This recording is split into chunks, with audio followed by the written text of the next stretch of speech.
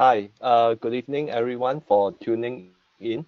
Thank you, Shane, and a very good evening to all of you. Now, today we talk about uncovering the myth of oil and gas industry, and one of the first on the topic would be explore the oil and gas industry, understand the upstream, midstream, and downstream operation and difference, understand the difference between those directly involved in exploration and production, the E&P, versus those involved in the services.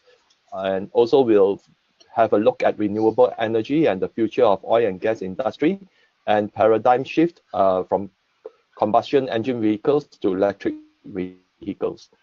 Now, the oil and gas industry in Malaysia, it is an important contributor to the Malaysian GDP. In 2016, it accounts for 14.5% of the country's gross domestic product GDP and 14.7% to the government's revenue. This is from the Star article published on 24th of May 2017. Now, prior to the fall in the oil price in 2014, the oil and gas sector actually contributed even a larger portion of the country's GDP, hovering around 20 to 30% during those periods. So you can see that it has fallen down quite a lot because of the downturn in the price of oil. And according to a PwC, PricewaterhouseCoopers report, there are more than 4,000 companies involved in the oil and gas industry. So talk about the oil and gas industry. There are differences between oil and gas. Okay, then we look at the oil and gas industry, which consists of the exploration and production, and that's within the oil and gas industry, which can be classified as upstream, which is primarily in the exploration and production, midstream, transportation and pipeline, downstream, refining and end product to consumer. Now, whereas the E&P stands by itself, services could cover activities in upstream, midstream, and downstream. As we go along, we will explore each individually. Now, we talk a lot about the oil and gas, but what's the difference? Now, oil is a mixture of hydrocarbon, which are liquid at room temperature, while gas is a mixture of gas formed from fossil remains buried deep inside the earth. So normally the gas, due to the intense pressure of the earth, they would seep through the crevices in the rock structure and reach a certain areas where it can be drilled and then pump out from the rock structure. Yeah. So oil, it is widely traded as a commodity in US dollars per barrel. Yeah. Production is measured in barrels of oil per day, and sometimes it's quoted in the following. There are a few types of short forms that is used, and don't be confused, it all means the same thing, such as BBL/D, which is barrel per day, BOPD, which is a barrel of oil per day, BOE, barrel of oil equivalent per day, which means it's still within a barrel, okay, or just B/D, which is a barrel per day. Yeah, there are three oil benchmark, which is the WTI, West Texas Intermediate Crude, Brent Crude, and the Dubai Crude. And benchmarks are used to distinguish the many varieties of grade in the crude oil. Yeah, but most commonly used are the WTI crude and Brent crude. The Brent crude is less light and sweet compared to the WTI crude and contains higher levels of sulfur. Okay, that's the main difference between the Brent and WTI. Light crude is used to blend with heavy crude in the refining process.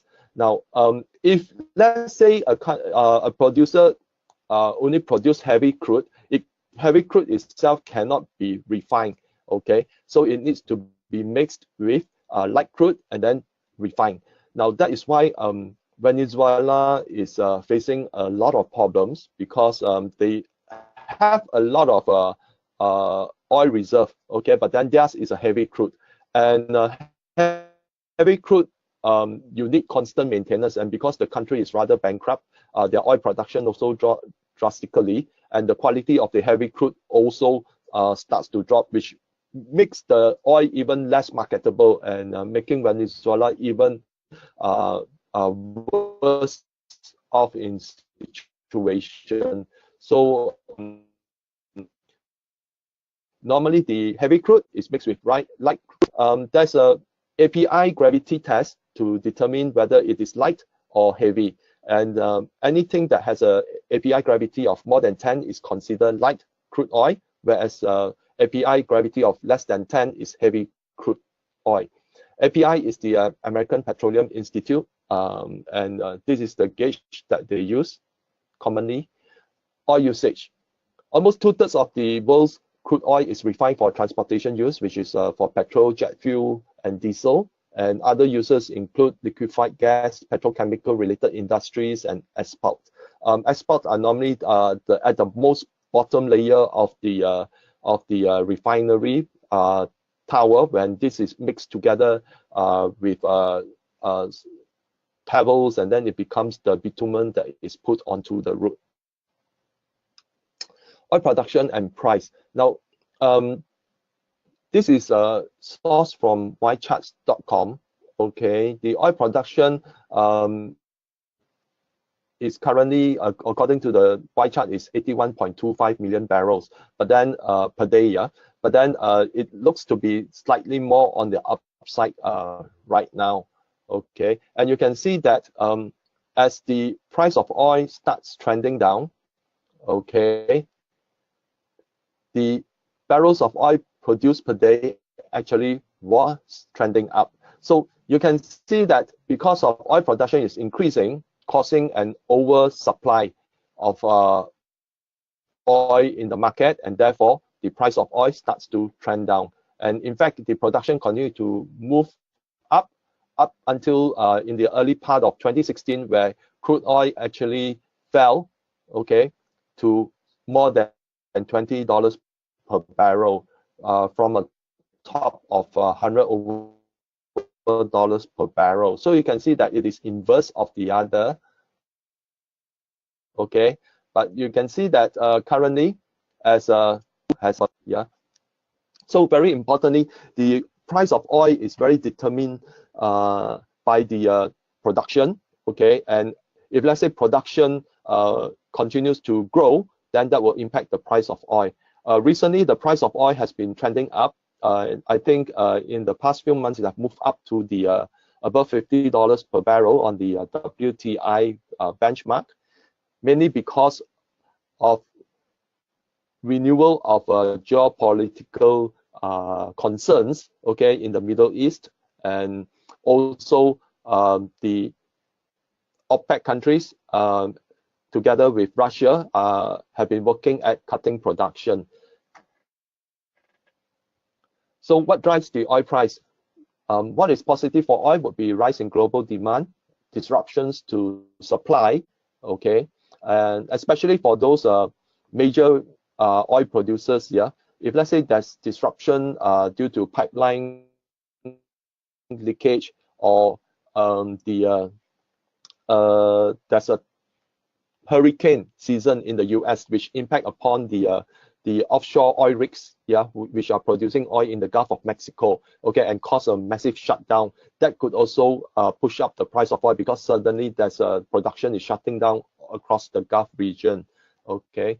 So or previously, what happened in Nigeria was a disruption caused by the war between the government and also the Boko Haram terrorists, okay, which disrupted the pipeline. So then again, oil also spiked. So oil is very sensitive to any disruptions to supply, and especially when there are geopolitical tension in producing regions, yeah, especially more so in the Middle East. Now the Middle East is forever a tinderbox, yeah, for certain major crisis, okay, because of the volatile political situation there, yeah. Especially right now, you have Saudi Arabia having internal strife because the Crown Prince Mohammed bin Salman, okay, is targeting other princes, okay, on their financing, and also Saudi Arabia is waging a war in Yemen. So all these are causing a lot tension in the area, especially in Yemen, where on one side you have Saudi Arabia backing one faction, and then you have Iran backing another. Okay, and recently there's been missiles being fired across the Yemen into Saudi Arabia. So these are the kind of situation which could actually deteriorate much further. And then we have also Israel making flight incursion into Syria and bombing some targets there. Okay. Another thing that so Oh, so you're what back. is negative for oil? Yeah, would be a recession. Okay, because any recession would actually cause economic activity across the globe, okay, to fall, and therefore demand for oil would actually reduce, and the overproduction resulting in supply being more than demand. Now, this is very true for the US shale oil, where the shale oil is actually a rather loss-making venture, put it that way, because shale oil actually have a initial production rate of maybe 5,000, 6,000 barrels, but within the first year it would readily deplete by about 50%. So then the second year, out of that 50%, it will deplete by another 30%. So because it is depletion in production, they need to constantly drill to ensure that the production meets demand. So that's when they borrow a lot of money to keep on drilling. Okay, in fact, a lot of the shale oil producers in the US, they are cash flow negative, yeah, and their debt level is extremely high. But that's what they need to do. They need to constantly produce just to boost up their share price. So that's why that is causing a huge oversupply, which caused the oil price to fall rather drastically in 2014. And between 2015 and 2016, what we have is that because of the price of oil falling from $100 per barrel to about 60s and 50s, we have the Middle East country increasing their production even greater, so as to meet the shortfall in their budget, and to reduce the deficit. So then they produce even more, okay, causing the more oil, more barrels of oil per day being produced and going into the market, and therefore it caused oil price to fall even steeper, down to 20 plus US dollar per barrel for the WTI. So because of that, since then they actually have been meeting and cutting production, yeah, and a lot of the US shale oil producer, because of their limited ability to drill further because of their excessive debt, okay, they also reduce. But when oil price spike up to the 50s, then we see again the US shale oil, started to increase production back again. So that's why I think that oil is unlikely to move way back to the $100 per barrel, because of all these dynamics that is happening in the global market. And it can only go up to $100 per barrel when there is a major crisis, okay, in one of the maybe in Middle East, maybe a war, okay, or there's an economic crisis that caused all the central banks once again to print even more money, okay, and then US have QE and all those that caused the US dollar to fall further, and that would push up the price of oil. So that's why a strong US dollar would also be negative for oil, because it is trade in US dollar. So the stronger it is, it is the reverse of the weak US dollar, where the price of commodity would go up, and a stronger US dollar would result in a lower price of commodity. Okay, and then there's also the threat of shift to renewable energy. There's been a lot of development in the renewable energy space, and it will actually cut into the demand for oil in the near future. So gas used for heating, cooking, electricity generation, and fuel for vehicles. Price is measured in US dollars per MMBTU, which is US dollar per million British thermal unit. Yeah. So gas price follows closely with that of oil, but it will be more volatile during the winter months. So you can see that during this period, especially 2016, beginning of 2016, you see the spike here because this is during the winter. Okay, beginning of 2014, where they have there's this spike going into the winter, but then 2014 has a prolonged winter. Winter was for a longer period, and then it spiked up the price of gas as well. Then you see at the beginning of 2017, in this period, overlapping December and January, there's also another spike because of the use of gas for heating oil during for heating purposes during the winter months. So exploration and production. Exploration and production is an upstream activity. It is an expensive venture, high risk and high reward. Exploration cost depends on the geographical location and geology of the rock structure. It would require the necessary geological survey data, financing to procure the land or block of block. Normally they use it for offshore, yeah, where they have a certain block of areas, okay, to be used for offshore drilling, and all the equipment necessary to complete the drill. If a drill is successful, then the next stage is to determine the commercial viability before production begins. The cost of an oil well from exploration to production, okay, for offshore, it can cost between $200 million to $650 million per well, depending on the depth. Okay, so you can imagine if a company is to invest in drilling on an offshore platform, yeah, and it's very, very deep, you know, then it's like burning in Malaysia ringgit terms, it will be definitely more than you know, close to about 2 billion ringgit. So if they don't discover any oil, then the whole 2 billion ringgit is burnt. So that's why normally offshore exploration are undertaken by huge petrol companies, okay, or it could be a certain block and it's co-owned, okay, it's a JV between multiple small companies, okay, which then each company putting up several tens of millions, okay, to initiate the joint venture to drill for oil. And onshore oil well can cost between $1 million to $50 million per well, depending on the depth. Now, if let's say you are doing a vertical drill, which means it's a straight pipe down, okay, to the rock formation, and where they discover oil, then that could be very, very cheap. But if let's say it's an onshore oil well with horizontal drilling, okay, then it becomes more expensive, because once they drill to a certain level, they have to move that drill bit horizontally. And if let's say that horizontal drill covers, sometimes a horizontal drill can cover several kilometers long, yeah, and that is when the cost will actually escalate.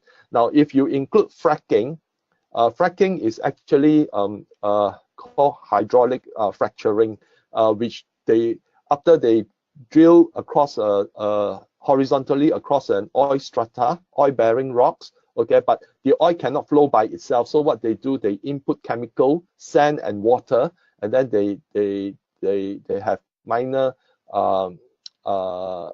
explosion, okay, that penetrate into the rock surface, and that chemical with water and sand will actually break the rocks and allowing the oil to flow freely. So that's called fracking, yeah, and it's more expensive, of course.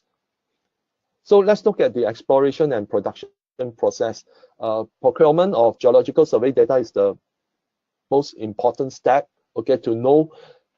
Normally you wouldn't find, okay, companies wouldn't just spend millions of dollars just to find an just to find an adjoining piece of land, okay, where there's an oil well there, and then they start drilling. No, they have to understand the geological survey of that area by itself, so that they can actually plan more meticulously. Yeah, so the first thing is procurement of the geological survey data, so that they can start mapping the area, okay, and then follow through with where they think would best deliver the result. Then of course they need to finance through bank borrowings or issue new shares, okay, to have the capital to initiate the drill.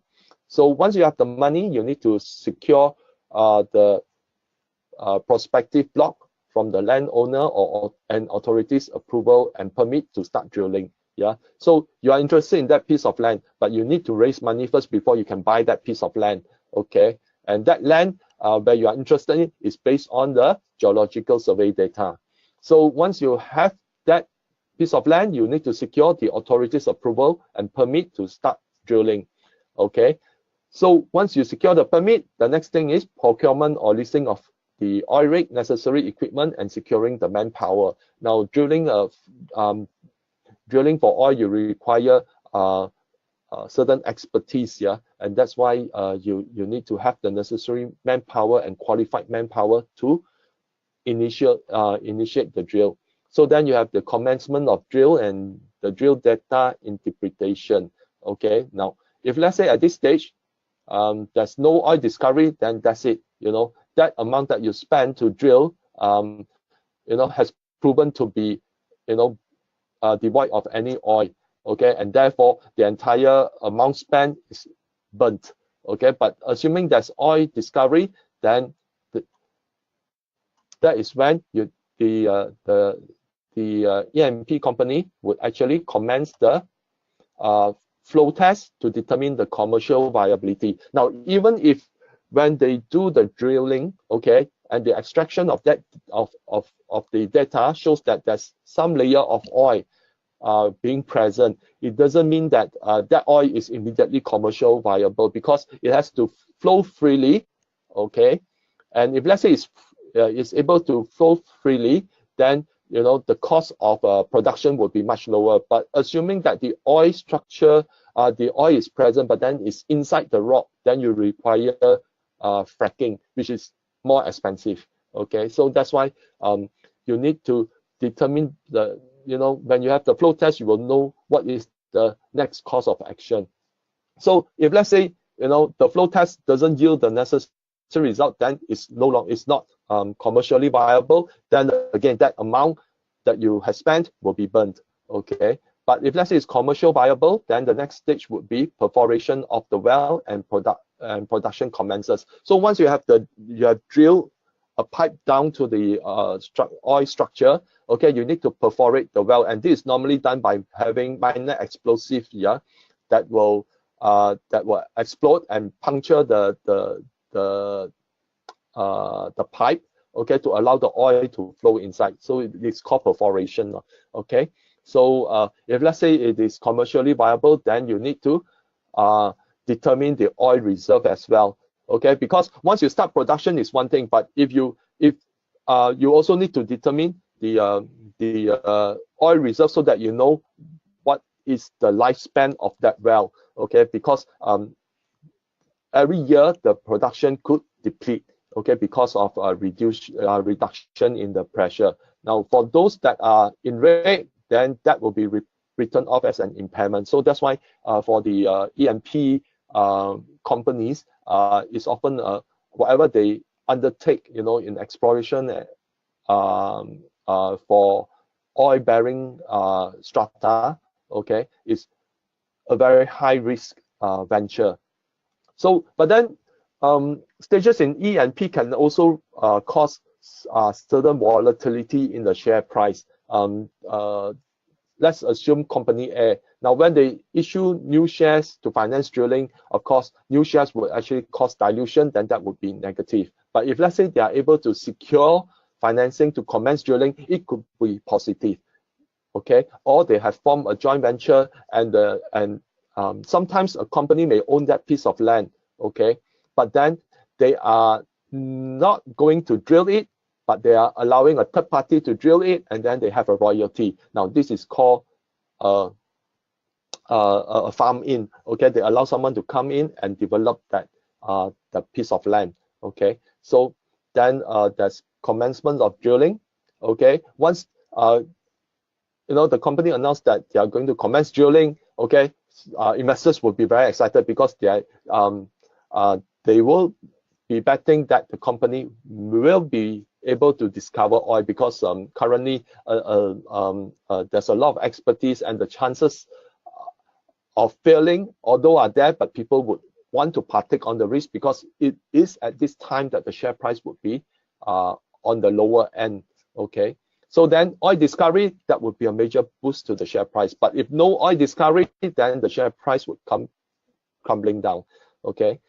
So after the oil discovery, when the share price have a boost, and then they announce that they will commence an oil flow test, then there'll be further boost, okay, to the share price, because you have oil, then commercial viable, then likelihood the share price would go up. Okay, so people will bet on the next stage. That's why E&P can be a very exciting to trade on the volatility sometimes. Okay, but if let's say it's non-commercially viable, then the share price would come falling down by heavy percentages. So again, that's the risk for investors in that sense. Okay, but once, if let's say in this stage, from commencement of drilling, oil discovery, commencement of oil flow test, commercially viable, and perforation and production, then you can see that the share price run up can be quite huge. Yeah. Then of course, further boost would be once they have determined that the oil reserve, and they announce that they have actually a very huge reserve on that piece of land. Okay, then that will be added boost to the E&P company. So sometimes if you want to look at the E&P companies, you may want to look at that volatility in that sense, the kind of activities that they do. So oil services it include upstream, midstream, and downstream activities.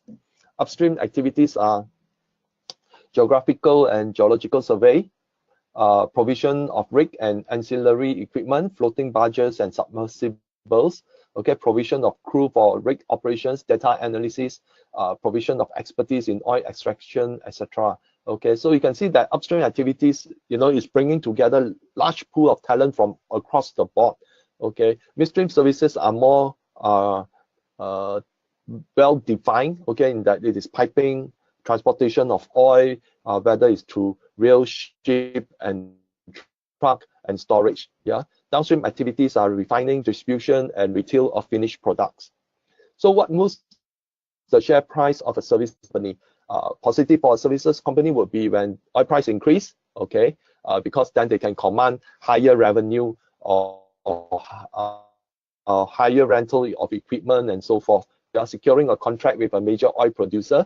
Okay, for example, Petronas have a tender and it's won by this particular company, then that would be a boost to this company share price. Okay, securing financing for capital investment. Okay, big ringgit. Okay, when it involves overseas activities. Yeah, so because foreign activities are normally quoted in US dollars. So if let's say the ringgit is weak, then the revenue in terms of ringgit would be higher. And then the high capacity utilization of equipment or facilities, okay, which means that the equipment are fully booked. Okay, it goes to show that the company is very vibrant with its activities. Okay, then that would be positive as well. But negative for a services company would be, of course, a decline in oil price, new share issues to finance capital investment, strong ringgit. Okay, again, this is a reversal of the weaker ringgit. Okay, because if you have a stronger ringgit, okay, which means those that you earn in US dollar but converted to ringgit will be lesser. And of course, low capacity utilization of equipment and facilities. Okay, when a particular company have a lot of equipment running idle, they cannot be rented out. Okay, then that would be that would cause the company's revenue to fall. So let's look at a case study, upstream E&P. In this case, we'll look at Hibiscus Petroleum. It is an independent E&P company. Assets have combined 25.7 million barrels of oil in 2P reserves and 6.7 million barrels of oil in 2C resources. Okay, now 2P reserves are proven and probable reserves, which means it is as accurate as it can get. Okay, but if let's say you want to really determine that that the reserve is definitely there, then that is just the proven reserve. Okay, but normally people put it as 2P because probable reserve, that means a highly chance that the reserves are there and intact. Yeah. So 2C resources is contingent resources, which will become 2P reserves when the contingencies are removed. So this is something that they estimated. Okay. Normally, when it is proven or probable, it's called reserves. But when it is not proven or it's not measured, okay, but they have certain theory behind the amount of oil, okay, then that is called resources. When it's measured, then it will be reserve or proven or probable. Yeah. So when they remove the contingencies, then the 2C would become 2P. Okay. It is important to note the reserves when evaluating an E&P company. So always look at the besides the revenue and so on, do look at the reserves. If let's say a particular company has dwindling amount of reserves, so they must really start to drill somewhere to actually expand their reserves. Otherwise, you have falling reserves, okay, means that the future revenue, okay, would likely to suffer, and that is very bad news for the company. So always look at reserves that is expanding, then that would mean the assets of the company would likely to be increasing as well. So this is Hibiscus Petroleum portfolio. You can see that they are active in the UK, Australia, Malaysia, okay, and in the UK in particular, in the Anasuria cluster, they have quite a lot of stakes, okay, in various fields, okay.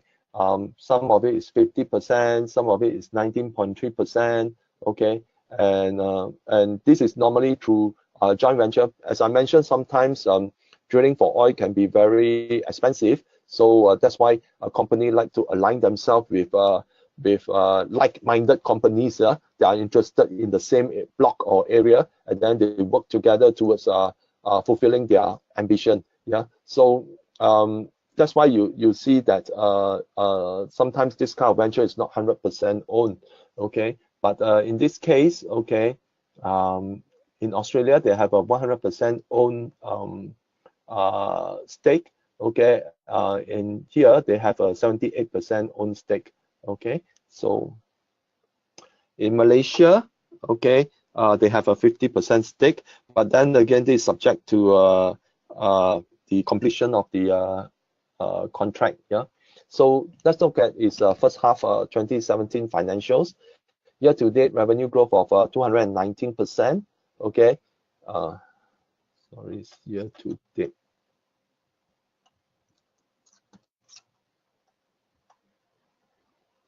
Year-to-date net profit growth of 276%, current ratio of 0.67, debt-to-equity ratio of 0.77, share price of 70 cents, net asset value per share is 51 cents, share price over the net asset value per share is 1.4 times. So you can see that its current ratio definitely is a shortfall, okay, and likelihood because its debt-to-equity ratio is still far below the KPI that we set at 1.5. Okay, then the likelihood the company would have to raise funds through borrowing, okay, to ensure that its 12-month commitment, okay, is able to be met.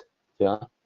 So Hibiscus Petroleum price chart versus the oil chart, you can see that once the oil price starts to trend up here, there's a bump in the share price. Okay, it has also moved up accordingly.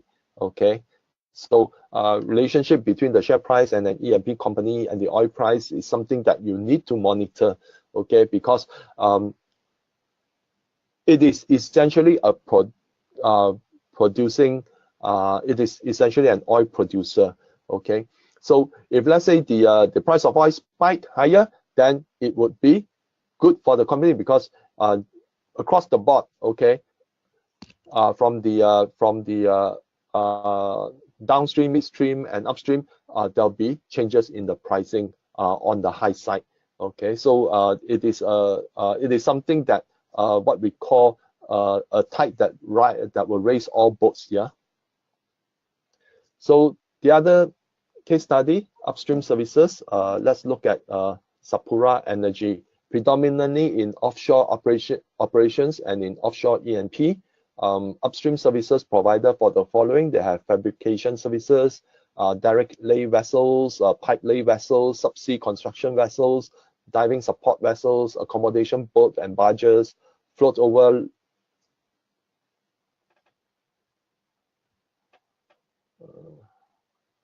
this float over launch.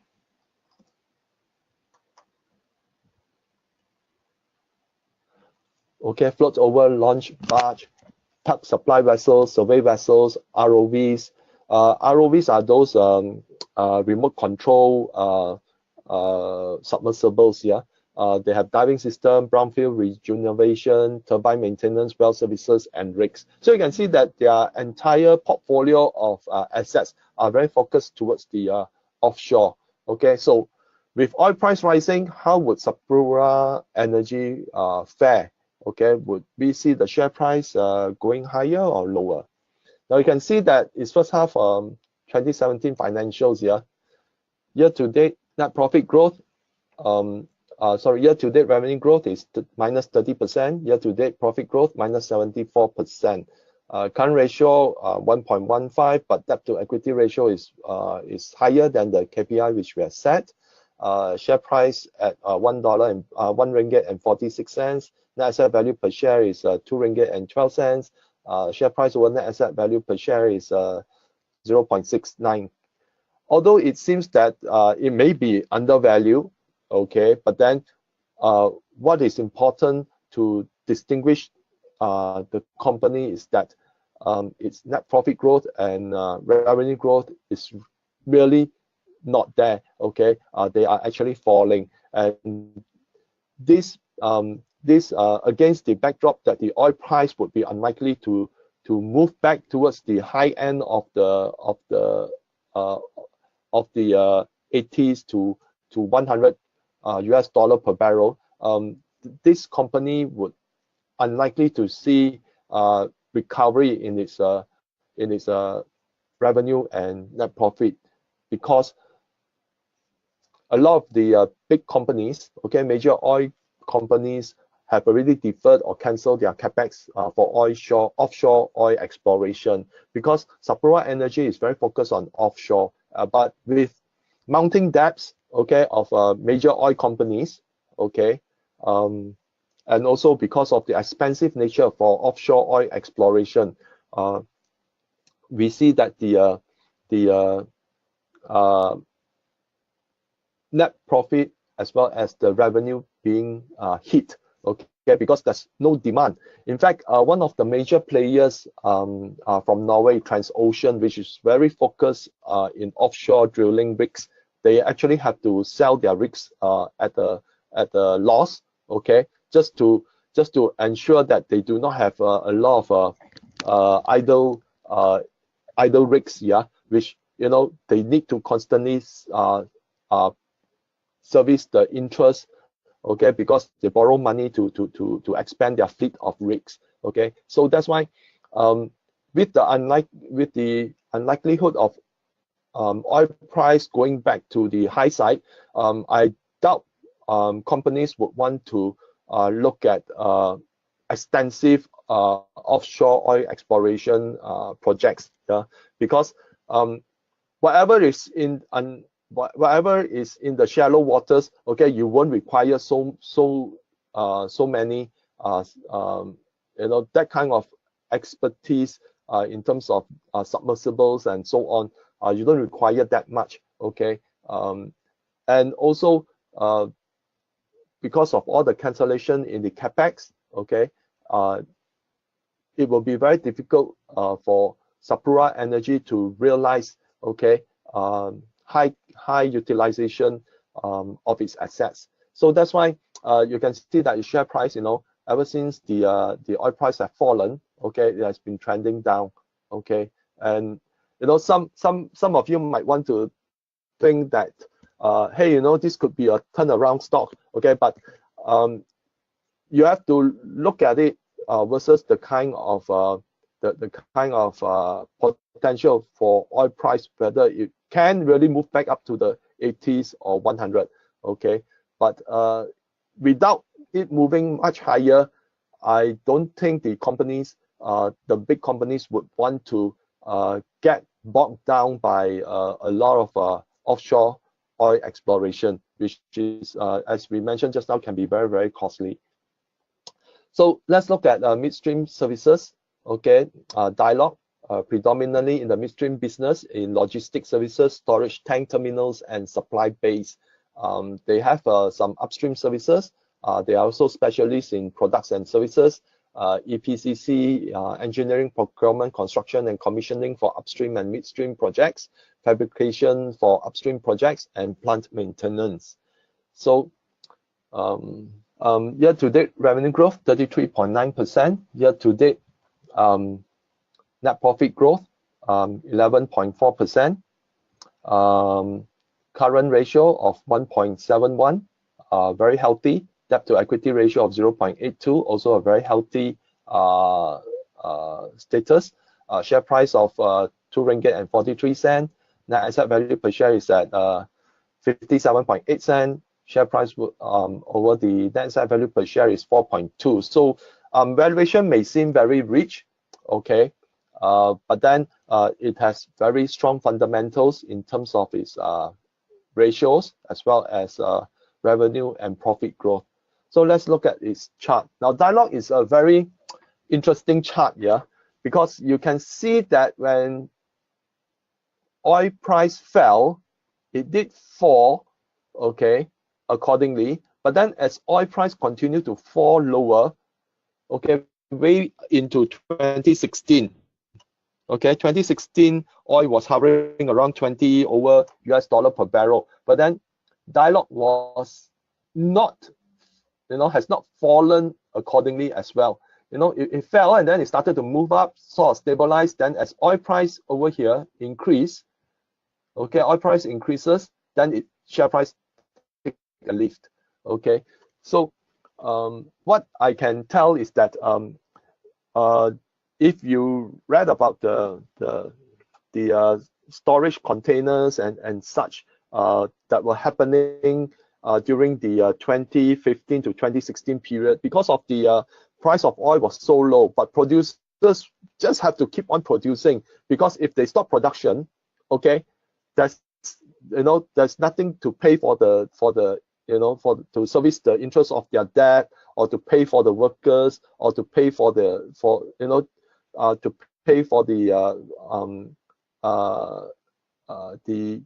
depreciation of the equipment.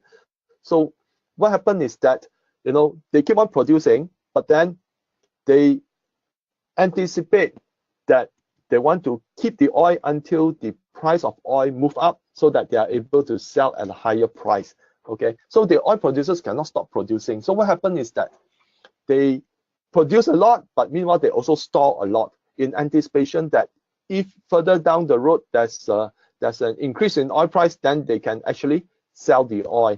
Okay, so what happened is that for a midstream company like Dialog, they actually benefited because the demand for storage, okay, and that is why the Dialog share price, okay, their revenue wasn't too badly affected, because there's demand for storage at that time. So when oil price finally take off, then of course bam, the stock really have a lift off, because it moves accordingly with the oil price. Okay, but then I think the share price is also well supported by other sectors in the company, because they are into plant maintenance and so on. Okay, and it's not so badly affected. Yeah. So let's look at another case study. These downstream services. This company is called Hengyuan Refining, formerly known as Shell Refining. Refines up to 120,000 barrels of oil per day. Okay, refining facility is located in Port Dickson, second largest refinery in Malaysia.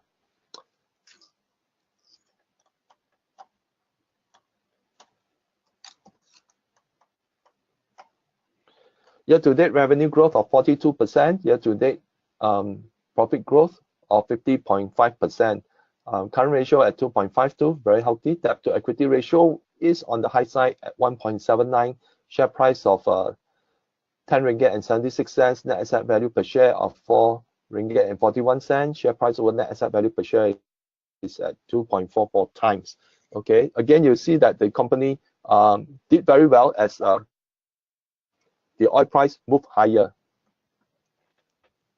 So you can see that, you know, it has another lift off here, just as, you know, in 2017 the oil price started to move away from the $40 range into the $50 range. Okay, you can see that the price actually moved higher, but I think on top of that, there's also the increase in fuel price in the petrol stations. Okay, which then also further increase the price of refined oil. So let's look at renewable energy and the future of oil and gas. The shift to renewable energy could impact upon further demand for fossil fuels. Yeah, that's for sure. Because renewable energy, okay, things like the wind, using wind as a source of energy. And right now, technology has advanced that people can use the rise and fall of the tide, okay, to generate energy. Okay, then there's also the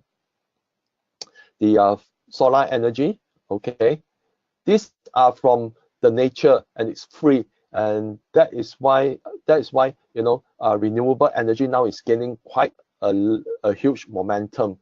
Okay, furthermore, with the risk of you know what happened in Fukushima, also set the trend line that nuclear energy, although it can be clean up to the moment that, you know, the reactor fails. Okay, so that's why people are looking at other areas of energy. Of course, you have hydroelectric dam. Okay, those that use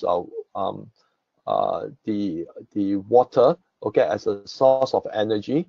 Okay, then there are also a lot of development in biomass. Okay, biomass are those that are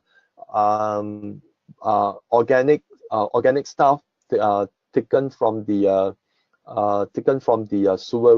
sewers, okay, which they compress, dry, and then they burn, okay, to create energy. Then there's also geothermal energy, which they use the heat from deep inside the earth, okay, to generate and to warm the house, okay, or to cool the house, because this is done through a compressor. Okay, then when you use geothermal energy, again, it is a free energy, okay, and it can be used without burning any fossil fuel, okay, to generate heat and to cool the house during summer. Okay, so there's so many types of renewable energy right now. Okay, and also the cost of renewable energy installations are getting cheaper due to improvement in technology and improved efficiency of equipment and photovoltaic cells in solar energy. Previously, the solar energy used the kind of photovoltaic cells that let's say deliver X amount of energy. Right now, it can deliver many times more the energy. Okay, because these are all improvement in technology. Then we have government's commitments to cut down carbon dioxide emission. Okay, will continue to drive the renewable energy sector. Okay, especially in Europe. Okay, there's a lot of guidelines being set that to cut down carbon dioxide and to eventually ban combustion engine vehicles, yeah, by I think around 2025 to 2030. Okay, but one of the things is that mounting debt of US shale oil producers, the bulk of which will become due in 2020, could mean more bankruptcies among US producers, and this could potentially support a higher oil price. Now, what is happening is that a lot of these US companies, shale oil producers, they are highly leveraged here, so much so that by 2020, the amount of debt that they need to pay, okay, back to the borrower, to the lender, okay, would go to the north of 200 billion US dollars versus the current in 2018. I think the amount of debt due for repayment, I think is about maybe 20 or 30 billion US dollars. So we can see that by 2020, two years from now, because we are almost at 2018 already, you know, the amount of debt that they need to pay back, you know, is almost more than 6 times the current more than 6 times they have to pay in 2018. So you can see that I anticipate a lot of them will be in trouble. Okay, some could be in bankruptcies, and if this the shale oil producers, which has always been overproducing, okay, that equilibrium is shifted, okay, then what we will have is that oil price could move up higher, okay, but unless the banks will continue to lend them money, okay, and then they continue where they are, okay, incurring further debt and so on, we do not know, but that is a potential threat of supply in 2020, and it could maybe give if let's say a lot of the companies are going to file for bankruptcies, then we could see support for higher oil price in 2020. But any surprise side on the higher oil price would actually be again gradually be diminished, because by 2025 to 2030, a lot of countries are going to ban the combustion engine vehicles. Yeah, so in support of electric vehicle or hybrid electric vehicles. So let's talk about the paradigm shift to electric vehicles. Many countries are imposing deadlines for complete ban of the combustion engine vehicles from 2025 to 2030. Almost 2/3 of oil is refined as transportation fuel. This could be a major setback for oil. Okay. However, transportation fuel for other means of transport such as trains, ships, aircraft, heavy vehicles will continue to be in demand until such time that electric batteries, okay, for heavy vehicles, okay, are made possible, okay, because heavy vehicles demand tremendous a lot of energy because they are used in moving earth, okay, in moving rocks and so on. So that's why the energy demand is quite high. So unless you know, technology have evolved such that, you know, electric batteries can really deliver that kind of energy, stored energy for these heavy vehicles. Otherwise, it will be back to fossil fuels. Yeah, but nevertheless, oil price may not see huge increase in price unless there's a major crisis occurring in an important producing nation. So, like I say, okay, any potential crisis that happens to top oil producers like Saudi Arabia, Nigeria, Kuwait, okay, the UAE, okay, Russia, that could actually cause oil price to spike, okay, if let's say there's any crisis happening in those regions. Yeah, so this is the end of our session. Let's move on to the Q&A.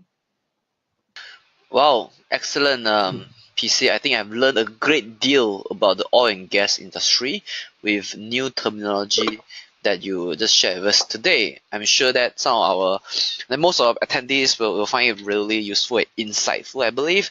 And if any question, you can post it up here and we will answer your questions. All right, I've already seen a lot of questions since earlier on.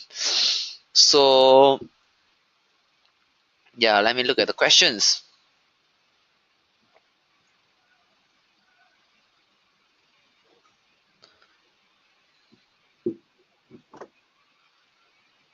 So the first question is, will solar panel manufacturer company be a better investment compared to the oil manufacturing company? I think you need to look at two different type of context. Yeah. Now, if let's say that solar energy company is just a producer of solar cells, okay, and it's being sold overseas, okay, then that may not be creating the kind of boost, unless if there's a tremendous demand of solar farming in Malaysia as well. Because in one of the biggest solar farms are actually found in elsewhere, where especially in China, where they are both producer and doing solar farming. Okay, China is the major producer of solar cells, one of the major producers of solar cells as well. But then they have tremendous farming in solar farm. Okay, they even build solar farms, floating solar farms.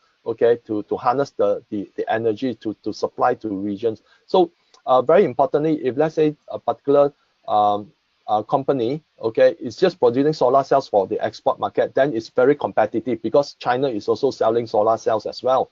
But if let's say unless there's a tremendous huge local demand in Malaysia, there's a lot of incentive given for people to convert into solar. Okay, then maybe that company could be a local supplier to the solar farms. Then that's a different story. Yeah, there must be consumption locally as well. But if you are just producing just for export, you are also competing with other big players. So that depends. Then you need to look at its revenue growth. Is it showing? Is that company increasing its revenue by double digits every year? Then if yes, then maybe it's worthwhile to look into it. All right. So the next question is on what is your thought about the crude oil price until 2018? Are you bullish in the midterm? I think you need to watch what is unfolding in the Middle East, yeah, and what is happening in the Korean Peninsula. These two places could be a tinderbox for things to come. Now, let me just share with you some news that I've read. Okay, for example, Israel, Saudi Arabia, and US, have been accusing Iran as being a state sponsor of terrorists. Okay, now this is what they did against Iraq before they invaded Iraq.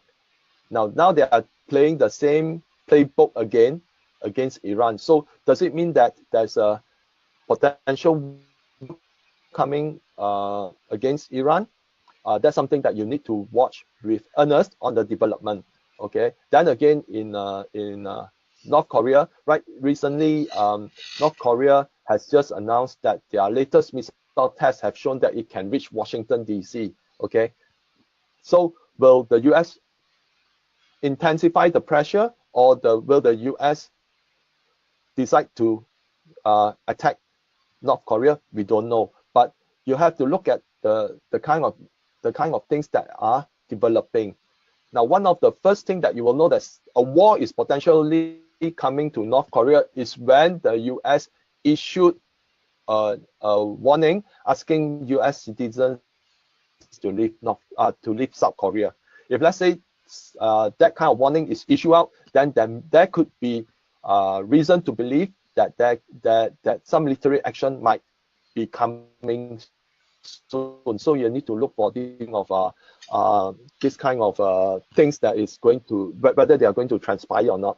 Although I did read another article that Jim Rickards, the author who wrote Currency Wars and a new case for gold, he did predict that the US may launch a military action against North Korea in the spring of 2018, which is roughly around the first quarter. So we do not know whether his is just an insider information because he deals with the CIA as well, or it's just something that is just smoke and mirrors. We do not know, but do look for certain indication. For example, if the rhetoric against Iran is intensifying, okay, then the possibility will actually run up higher, and because of that, people wouldn't wait for the war to happen to beat up the oil price. You can see that gradually that oil price would actually move higher. So you need to watch the kind of rhetoric. Yeah. Okay, but North Korea doesn't have so much. It's not an oil producing country, isn't it? Yeah, but what happened is that when They will consume so much US oil. military, yeah, but you look at it on the other side. North Korea is not an oil producing nation, okay? But if US wages war against North Korea, okay, what will happen is that we all know that the US doesn't have money. Every year they are printing money, okay? their debt keep on escalating. So to finance the war, the US need to print even more money. So because printing more money will actually weaken the US dollar. And because when the US dollar is weak, oil price will actually move higher. Because any war would demand huge logistics for the supply of oil. Okay. So we do not know whether if there's any potential war in North Korea, will it be surgical strike, which means get in, hit, and come out. Okay. Or are they going to be bogged down in North Korea, which that means, it's going to be a long drawn affair, just as it was in Iraq. Okay, so we do not know. Okay, but then what will transpire is that because any military action will actually, especially spearheaded by the US, means US have to incur even higher debt because the US is pretty much broke. Yeah, their total debt to GDP is about 330%, and the total debt plus unfunded liabilities to GDP is close to 1,000%. Okay, so it's literally broke. So if they want to wage war, they need to actually print more money. Excellent. So we hope that war would not break out, and let alone nuclear war. So right, the next question is, could you explain the relationship between shale oil and our petroleum price, and what is the production cost of shale oil? Production cost of shale oil actually is a bit of a myth also. If you read the newspaper sometimes or the mainstream media, they will say, hey, we can make money when oil is at this price because our cost is $25 per barrel. They will hype it out in this manner. Of course, the cost of bringing up that oil is $25. But then what happened to the kind of debt that you incur, the kind of equipment that you have purchased? Don't they incur interest payment and depreciation? So that's why they normally say that we can make money at $25 based on shale oil producers say. But if you go and check most of the shale oil companies, whether it's Pioneer Resources or Continental Resources, their cash flow is always negative, and a lot of these shale oil producers, 80% of their cash flow is used to finance the debt. So they also have a lot of smoke and mirrors It's bullshitters put it that way. Okay, that they can make money at $25 per. Yes, that's the cost of hiring the manpower, getting the necessary equipment and to bring up the oil. That's it. But the capital invested, the debt that they incur, okay, they never count that. Okay, the other type of oil that is very expensive is called tar sands. Now Canada have a lot of tar sands. Now the tar sands are actually very easy to extract because it's like a sandy oil pit. Okay, you just harvest it. But the cost of cleaning the tar sands into crude oil, okay, is actually $80 per barrel. So that's why any investment into tar sands is immediately a write-off case. Okay, now for Saudi Arabia, because their oil is actually from vertical wells, not horizontal wells, their cost is actually around $10 per barrel. Okay, but Saudi Arabia keeps on producing a lot of oil because theirs is a highly social kind of economy. Okay, socialist kind of economy, because they give a lot of benefits to their people, welfare and all those. So that's why they are running into budget deficit, and because of a low price they need to expand their production even higher. Okay, but right now they are cutting back. Okay, theirs is cheap, but because of the tremendous burden of the welfare society that the country is in, okay, that's why they run into heavy deficits. I see. How do you spell tar sand? It's the first time I hear about it. Tar as in TAR, and then SANDS. Oh, all right. Let me share in the chat group if they all want to Google it up. So anyway, next question is, let me see. Just now you mentioned about for offshore exploration it costs about 200 mil to about 650 mil, right? Does it include the building of the rig platform and the equipments associated? So that's the question. Yeah, it's everything all in, because when you start to invest in a block in a offshore, that include the cost of the investment in that particular block, because you need to pay authorities, okay, for to access that block, okay. Then you start with most of the E&P companies wouldn't build their own oil rigs, rather they will actually rent it out. I mean, they will actually rent it from some of the provider like Transocean or Baker Hughes, those kind of companies, because they actually have a lot of oil rigs, so they actually rent from them, okay. Then other players like Sapura Energy comes in, because when you do offshore, okay, that rig needs to be loaded onto the platform, okay. Then you need submersibles to actually anchor the rig and so forth, okay. Then you have people bringing in the drilling equipment, so it's a very large project involving many parties. Yeah. So that's unlikely that they would actually have their build one particular rig just for that. Normally it's rented from somewhere else. Okay. So the next question is on, can you Does that explain? answer the question? Yeah, I guess so. So the next question is on, can you explain the difference between offshore and onshore?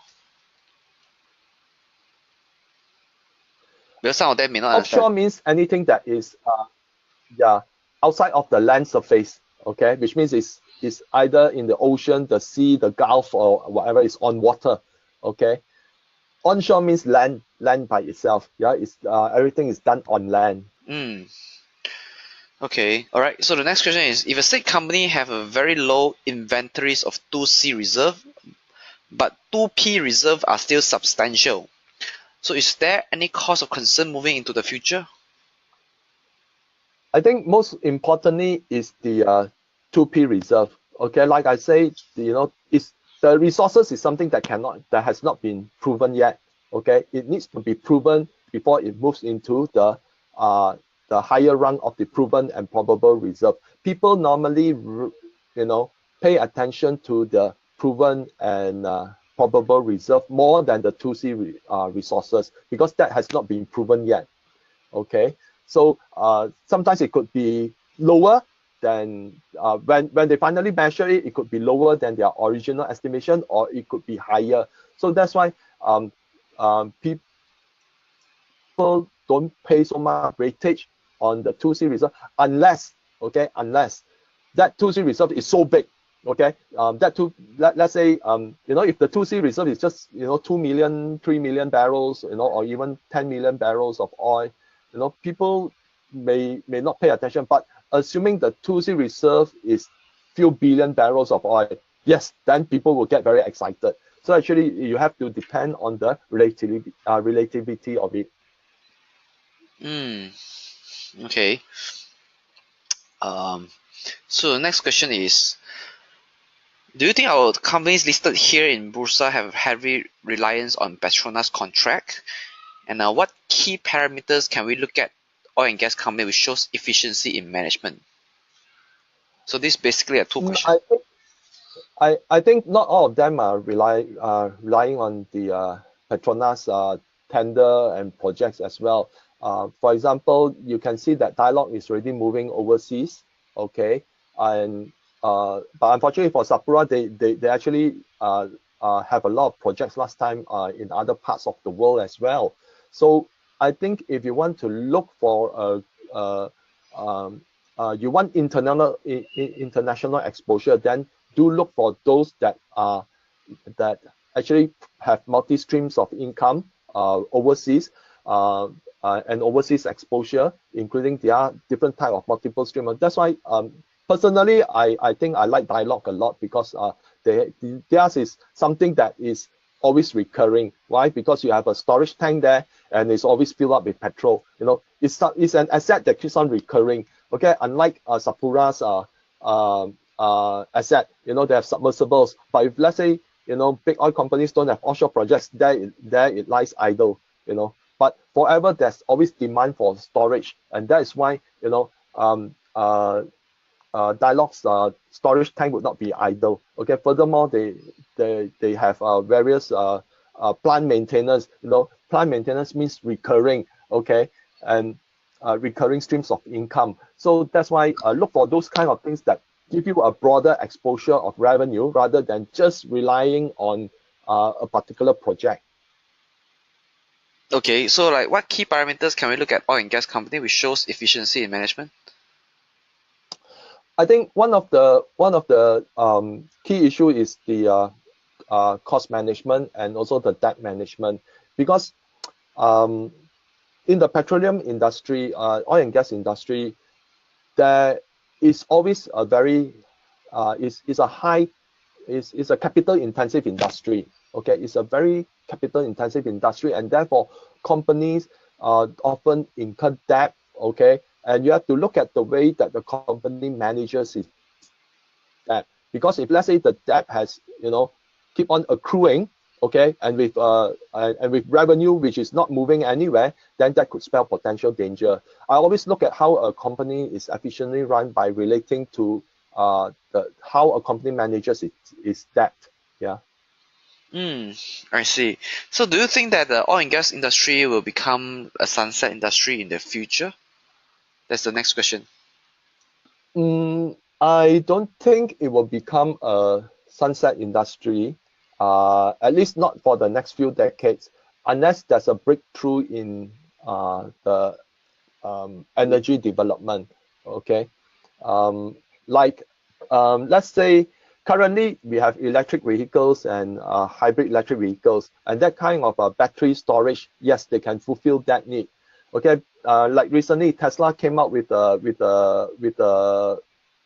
massive truck that can revolutionize the movement of goods, okay, from the fossil fuel truck. But then they never tell you that the kind of energy that is required, okay, that truck needs to consume electricity that is equivalent to 4,000 households.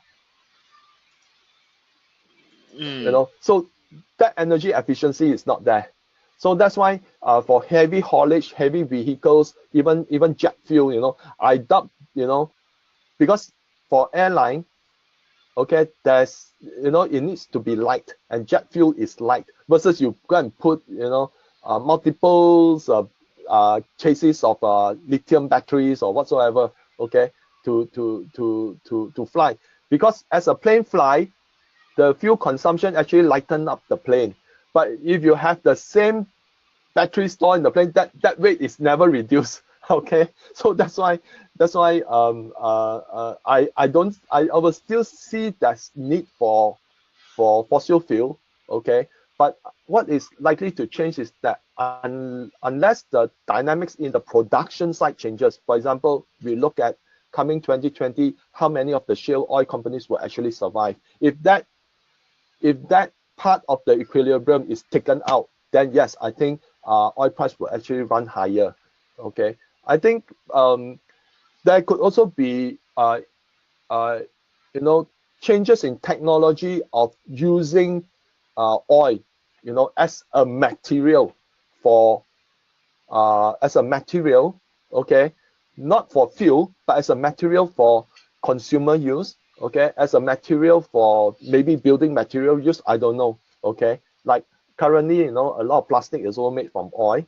Okay, the base material is still oil, and also fiberglass, resin, and all those. Okay, so unless there's a change in technology that have that oil combined with certain material, can make that particular material tougher. Okay, and good for, let's say, construction or whatsoever, then yeah, then oil will never die. There'll just be other types of users. That's all. Okay, so the next question is, the correlation of oil price affect the inflation rate. So is it better for the oil price to remain at low range? So so in order for a better economic environment for majority of the countries? Yes and no. Okay. Now, for example, if we look at Malaysia, Malaysia during the height of the oil price at 100 over US dollar per barrel, the economy in Malaysia was doing much better. Okay, but then we don't see heavy inflation during that time also, because the economy is doing well, and as long as inflation is manageable. But right now, what we have in the global economy is that there are inflation, but then there are also but that inflation is not transmitted to gains in income or gains in salary and so on. But then, around the globe, people are seeing inflation in terms of housing. Okay, real estate has already is inflating. Okay, here and everywhere. Okay, around the world. Okay, healthcare is also inflating. Okay, but then that inflation is not passed on in terms of wages earned. It's happening around the world. So right now, what we see is that the global economy is very,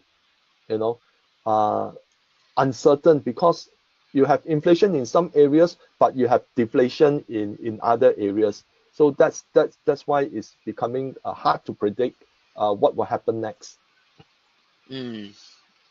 Okay, so the next question is, when you mention storage tank, do you mean the vessel type of FPSO? No, storage tank will be as those that are, if you see sometimes the oil is housed in those round circular things that is on land. Those are the storage tanks. On land? Yeah, those round and circular objects that you normally see in those refineries and so on. Those are for storage of oil. It's not those those ships that carry oil. No. Okay. So if newbies were to get started in investing or trading oil, what are some of your advice? I'm not a commodity expert, You are but not? I thought you are. Yeah, you I have only shared so relate. much about oil and gas with me, and gold and silver and so on. I thought you were an expert. I look at movement in commodities to select shares. So, but I myself is not a commodity trader. Okay, so that's why I say I'm not an expert. But I look at price movement in commodities and relating it to the global economy to make my investment in share. But if you are going to trade in commodities, then one thing I always tell people is make sure you have stop losses because you don't know how deep it can go. But be very careful, and you need to, if you are trading oil, you need to understand what are the fundamentals behind it. Like the fundamentals behind oil right now, okay, is really not good. Okay, and that's why despite oil price now hovering around in the 50s, but the amount of short sellers in oil futures, is near record level. Okay, people don't believe in that the oil price can stay at this level forever. Okay, so you need to look at this kind of news and to judge where you should go. Yeah. Okay. There's a question on this company Hengyuan, and Hengyuan was recently very hot, right? So the question is, why the company recovers so fast even though the oil price actually went down a little? Do you have some idea? One of the key thing I think could be the our increase in petrol prices locally. Okay, because what is refined locally is sold through the networks as well. So I guess because it's also have uh, uh, it's like a higher petrol price also would result in the higher refining charges maybe. Okay, so that's why it is also supported by the local increase in price. That's how I relate, because yeah, you are right, because the increase in oil price doesn't really reflect in that it should jump so high so fast, you see. But what we have between then and now is actually increase in petrol prices. Okay. So is there any correlation between the crude palm oil to crude oil? I beg your pardon? Is there any correlation between crude palm oil, CPO, and crude oil? Uh, there's no clear correlation. Now, I always say that last time when we were doing about a sunset stock,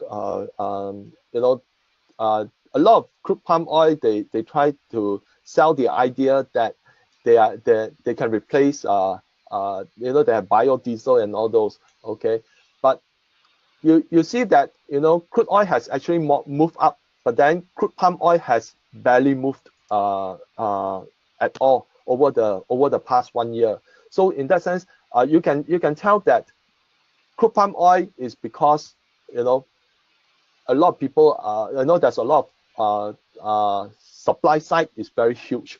Okay, whereas crude oil is more volatile depending on who Russia wants to cut or Saudi Arabia wants to cut. But then in a crude palm oil, you cannot say that because I want the price to increase, I'm going to cut my trees.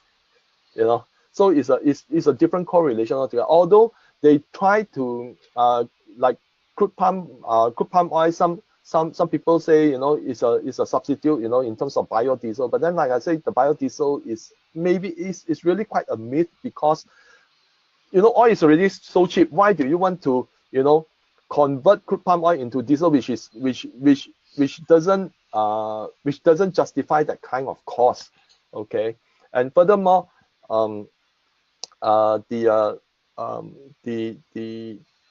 the consumption of diesel, okay, would likely diminish, okay, when a lot of the European nations go into combustion free kind of vehicles, okay, by 2025 and 2030.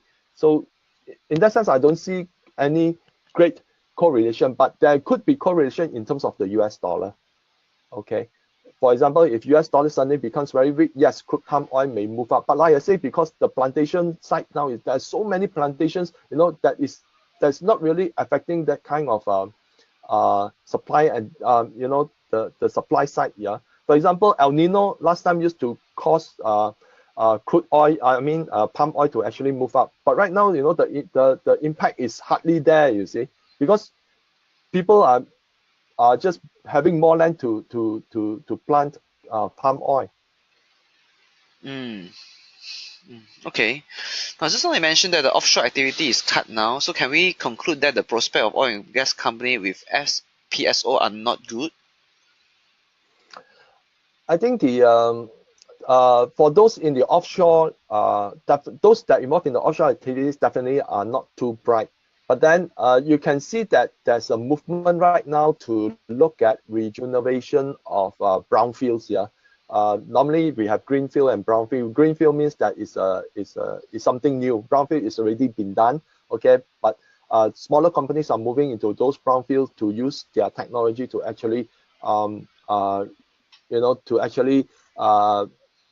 withdraw the remaining oil that is abandoned by the bigger companies. So there's some rejuvenation projects that is ongoing, and these are the better prospect versus those in the offshore.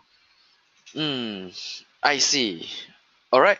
So, wow, thank you so much for your overwhelming questions. I still have like 10 over questions on my list, but of course the time is running out. So, thank you so much for participating in our webinar. And as you know, this is the last webinar for 2017. But of course, we are planning more webinars in 2018 now.